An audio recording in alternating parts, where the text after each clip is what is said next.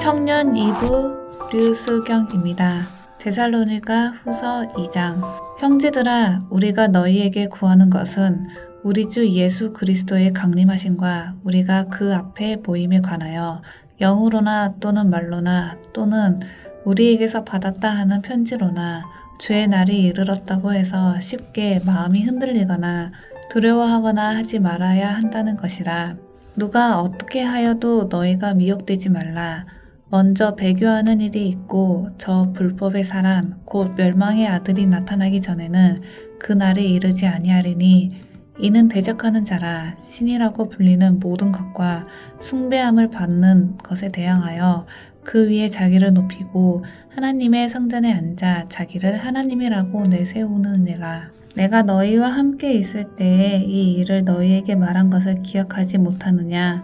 너희는 지금 그로 하여금 그의 때에 나타나게 하여 막는 것이 있는 것을 아나니 불법의 비밀이 이미 활동하였으나 지금은 그것을 막는 자가 있어 그 중에서 옮겨질 때까지 하리라. 그때에 불법한 자가 나타나리니 주 예수께서 그 입의 기운으로 그를 죽이시고 강림하여 나타나심으로 폐하시리라. 악한 자의 나타남은 사탄의 활동을 따라 모든 능력과 표적과 거짓 기적과 불의의 모든 속임으로 멸망하는 자들에게 있으리니 이는 그들이 진리의 사랑을 받지 아니하여 구원함을 받지 못함이라.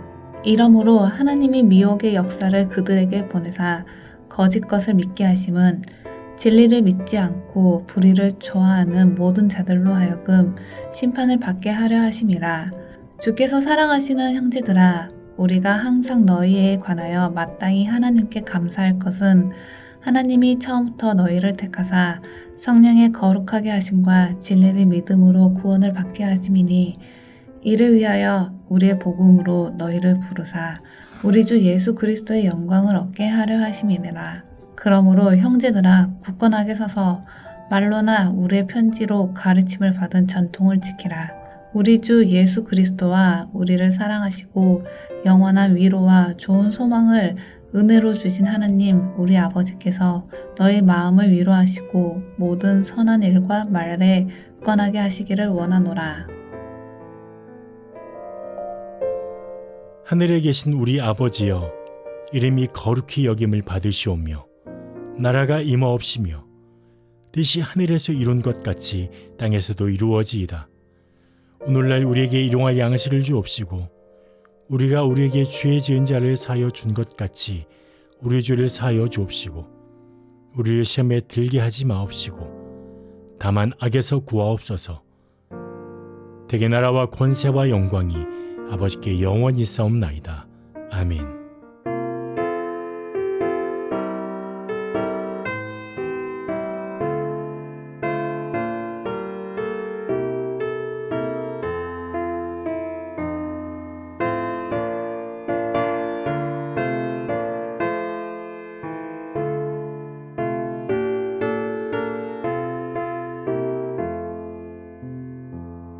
나 예수께 조용히 나가 내 모든 짐 내려놓고 주 십자가 사랑을 믿어 죄 사함을 너 받으라. 주 예수께 조용히 나가 내 마음을 쏟아 넣어라. 늘 은밀히 보시는 주님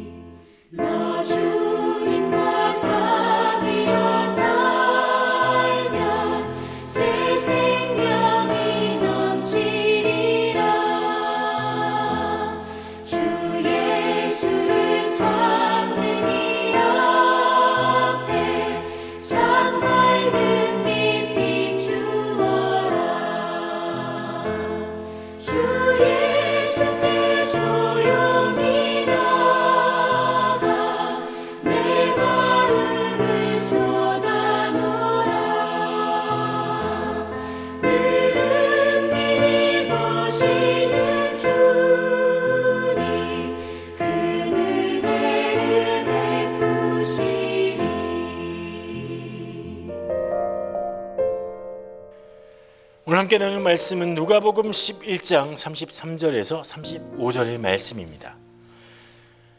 누구든지 등불을 켜서 속에나 말 아래에 두지 아니하고 등경 위에 두나니 이는 들어가는 자로 그 빛을 보게 하려 함이라. 내 몸의 등불은 눈이라. 내 눈이 성하면 온 몸이 밝을 것이요 만일 나쁘면 내 몸도 어두우리라. 그러므로 내 속에 있는 빛이 어둡지 아니한가 보라. 오늘도 기도의 자리에 나오신 여러분들을 주님의 이름으로 환영하고 축복합니다. 아직은 겨울이라는 날씨가 쌀쌀합니다. 이런 쌀쌀한 날씨에 활동적이기보다는 움츠러들 때가 참 많이 있습니다. 다른 계절과는 달리 햇빛을 보는 일도 많이 줄어들었습니다. 이 햇빛은 우리의 삶에 많은 도움을 주는데 이 적당한 햇빛은 생체 조절을 하고 또 불면증에도 좋은 효과가 있다고 합니다. 또 우울증에도 해소를 시켜준다고 합니다. 또 이 햇빛은 상처를 아물도록 도와주기도 하는데요. 왜냐하면 살균작용, 소독작용도 해주기 때문입니다. 또 중요한 게 하나가 있습니다. 햇빛은 우리 몸에서 생성하지 못하는 이 비타민 D를 합성해서 뼈와 피부를 강하게 합니다. 그리고 산소와 영양 공급도 증가시켜 준다고 합니다. 자외선 때문에 주근깨가 생길까봐 또 기미, 노화, 이 피부 손상 걱정하지만 적당량의 햇빛을 쐬어주는 것은 우리 건강에 참 이로운 일입니다.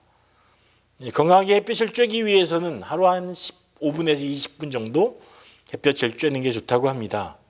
그리고 장소도 이 도심 속보다는 숲에서 햇볕을 맞는 것이 사람들에게 좋다고 합니다. 특별히 요즘 같은 겨울에는 우리가 햇볕에 자주 노출할 필요가 있다고 합니다. 눈치를 채셨겠지만 이렇게 햇빛에 대해서 계속 이야기하는 것은 바로 빛에 대해서 이야기하기 위해서입니다. 예수님 오늘 우리에게 등불에 대해서 이야기해 줍니다. 등불이 뭘까요? 불을 밝히는 어떤 도구죠. 거기에는 기름이 들어가기도 하고 그런 것들 심지에 불을 켜서 어두울 때 빛을 비춰주는 도구로 사용했습니다. 어린 시절 기억해 보면 가끔 정전이 되는 경우가 있었고 그래서 그때마다 초를 켰습니다. 또 오늘 본문을 묵상하면서 이 등불이 뭘까 좀 깊이 이해해 보기 위해서 이 선물 받았던 향초를 켜가지고 지금 앞에 두고 그렇게 하고 있었습니다. 이 초주에 노랗게 어른거리는 불빛이 비춰집니다. 그리고 주변이 환해집니다. 예수님이 이 등불에 대해서 이야기하시면서 이 등불을 속이나 말 아래 두지 않는다고 말씀하십니다. 이 음이라는 말은 뭘까요? 이게 숨기다 감추다라는 말에서 파생된 이런 말인데요. 좁고 어두운 곳, 또 벽장 같은 곳 이런 곳을 뜻합니다. 말 이런 건 뭘까요? 이 타는 말 그런 말이 아닙니다. 이것은 곡식을 재는 단위 또 도구를 말이라고 하죠. 예전에 보면 곡식을 팔 때나 살 때 이런 네모난 상자인데 위에는 없는 그런 이렇게 바가지처럼 생긴 것 그걸 말이라고 하잖아요. 퍼서 하는 것. 근데 등불을 켜서 빛이 나오는데 그것을 벽장 같은 데 집어넣지 않는다는 말이죠. 또 이 말 같은 이 움푹한 그 안에 집어넣어서 빛이 아무 소용없게 하지 않는다는 말입니다. 당시 밤에 생활할 때 집에 빛을 비춰줄 수 있는 유일한 도구, 거의 유일했던 도구, 등불, 이 등불의 사용법을 사람들은 모두 알고 있었습니다. 이 등불은 어두운 집을 비추기 위해서 사용하는 도구이자 또 밖에서 나갔다가 들어오는 사람이 집 안에서 길을 잘 찾을 수 있도록 자리들을 잘 찾아낼 수 있도록 도와주는 그런 도구였습니다. 근데 예수님은 이 등불 이야기를 하시면서 이 눈이 이 등불과 같다고 이야기하십니다. 34절에 보면 내 몸의 등불은 눈이라. 내 눈이 성하면 온몸이 밝을 것이요 만일 나쁘면 내 몸도 어두우리라. 등불과 눈이 같다고 이야기하면서 빛에 대해서 이야기하시다가 빛을 받아서 들어와서 분별할 수 있는 눈으로 가십니다. 눈의 건강이 나쁘면 무엇인가 잘 분별해지지 않죠. 요즘 노안이 와가지고 이게 휴대전화를 가까이 하고 있으면 뭐가 잘 안 보여요. 그래서 좀 서글퍼지기도 하는데 눈은 사물을 분별하고 또 판단하게 해주죠. 그래서 어디로 가야 할지 길도 알려주고 무엇을 선택해야 할지도 잘 알려줍니다. 분별할 수 있도록 해줍니다. 그래서 눈이 건강하면 몸이 밝을 것이다 라는 이런 표현은 육체적으로는 일차적으로 육체적으로 무엇인가 잘 구분해서 선택할 수 있다 이런 말이 되지만, 또 하나는 도덕적으로 또 영적으로 다른 것들을 잘 분별할 수 있는 능력을 가진다. 눈이 맑으면 다른 것들을 잘 분별할 수 있는 능력을 가진다 이런 말이 됩니다. 이 보는 게 중요합니다. 보아서 분별하는 게 중요한데 34절에 만일 나쁘면 내 몸도 어두우리라는 말은 이 도덕적으로 영적으로 분별력이 나빠지면 삶도 올바른 태도, 올바른 선택을 하지 못한다는 의미가 되는 것입니다. 35절에는 좀 이상한 표현이 나오는데, 그러므로 내 속에 있는 빛이 어둡지 아니한가 보라. 그러므로 내 속에 있는 빛이 어둡지 아니한가 보라. 등불이 있었고 눈이 있었습니다. 등불이 눈과 비교되면서 눈도 등불과 같다. 빛을 비추는 무엇인가 분별할 수 있게 해주는 것이다 라고 했는데, 여기서 또 하나 이 내 속에 있는 빛, 이 눈 안을 통해서 들어오는 빛, 안쪽으로 들어오는 빛에 대해서 이야기해 줍니다. 이건 무슨 말일까요? 눈을 통해서 한 결정, 이 분별이 옳은가 그렇지 않은가를 보라는 말입니다. 내 속에 있는 빛, 눈을 통해서, 등불을 통해서 들어오는 빛이 눈을 통해서 우리 안에 들어오게 되는데, 그 빛이 정말 눈을 통해서 잘 들어오고 있는가, 잘 분별되고 있는가 라고 하는 것을 보라는 것이죠. 정말 진리의 빛이 눈을 통해서 잘 비추고 있는가, 내 마음에, 내 중심에 진리의 빛이 비춰지고 있는가 보라는 것입니다.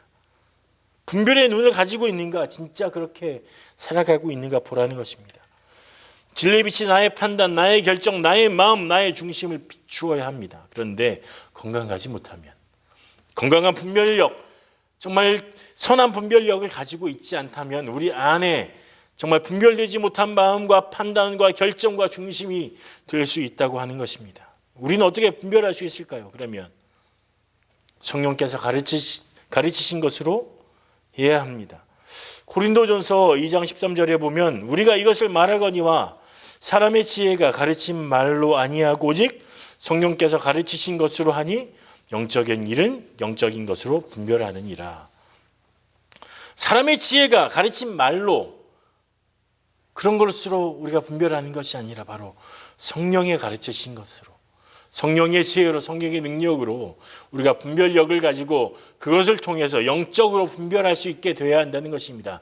이 영적인 분별력은 어떤 뜬구름 잡는 그런 애매하고 희미한 것을 뜻하는 것이 아닙니다. 성령의 구체적인 지혜와 능력으로 선한 판단, 선한 영향력을, 선한 결단을 분별을 해야 한다는 것입니다. 그러면 어떤 분별을 하는 것이 옳을까요? 요한일서 2장 9절에 보면 빛 가운데에 있다 하면서 그 형제를 미워하는 자는 지금까지 어둠에 있는 자라고 말합니다. 빛 가운데 있다고 하는데 형제를 미워한다 그러면 빛이 아니라 어둠 가운데 있는 사람이다. 분별되지 않는다. 나는 빛을 받아들인다라고 하지만 그 마음 가운데 제대로 분별되지 못하고 형제를 미워하는 마음 중심을 갖게 되면 그 안이 어두워져 있다는 것입니다. 제대로 된 분별이 없다는 것이죠. 그래서 어둠에 있는 자라는 것입니다. 성령으로 하면 그렇게 될 수 있을까요? 디모데후서 3장 1절에서 5절을 보면 너는 이것을 알라. 말세에 고통하는 때가 이르러 사람들이 자기를 사랑하며 돈을 사랑하며 자랑하며 교만하며 비방하며 부모를 거역하며 감사하지 아니하며 거룩하지 아니하며 무정하며 원통함을 풀지 아니하며 모함하며 절제하지 못하며 사나우며 천한 것을 좋아하지 아니하며 배신하며 조급하며 자만하며 쾌락을 사랑하기를 하나님 사랑하는 것보다 더하며 경건의 모양은 있으나 경건의 능력은 부인하니 이 같은 자들에게서 내가 돌아서라. 등불을 가진 사람, 분별력을 가진 사람, 그러니까 하나님의 선하고 좋은 능력을 가진 사람은 자연스럽게 그 안에 선한 분별력이 자리 잡겠죠. 그런 사람은 경건의 모양만 있는 사람, 빛 가운데 있다 하면서도 형제를 미워하는 사람이 아니라 빛 가운데 있으면 형제를 사랑하고 그 사람이 정말 미워할 만한 사람임에도 불구하고 선한 분별력, 경건의 모양과 능력을 다 갖춰서 사랑하는 사람이 된다는 것입니다. 경건의 모양과 능력은 같이 존재해야 하고 그리고 자기 사랑하지 않고 하나님을 사랑하기 때문에 선함으로 결단하고 분별력을 가져 그렇게 살아가는 사람이 돼야 한다는 것입니다. 우리 예수님은 등불의 이야기, 그리고 눈의 이야기, 마음의 이야기, 분별력의 이야기를 해줬습니다. 분별력은 결국 무엇입니까? 살아가는 삶에 대한 태도와 결정에 대한 이야기입니다. 오늘 여러분들의 삶에서 정말 건강한 눈, 선한 분별력, 건강한 분별력을 가지고 그 분별을 통해서 여러분의 삶의 결정이 하나님 앞에 선해지고 그리고 경건의 모양과 능력을 다 갖추는 여러분 되시기를 축복합니다. 기도하겠습니다. 살아계신 하나님 아버지, 감사합니다. 우리의 눈이 어두워지지 않기를 소망합니다. 우리의 눈이 건강하기를 소망합니다. 우리의 분별력이 정말 건강하여서 경건의 모양만 갖추는 것이 아니라 우리 안에 경건의 능력까지도 온전히 갖추어내는 그런 우리가 되길 간절히 소망합니다.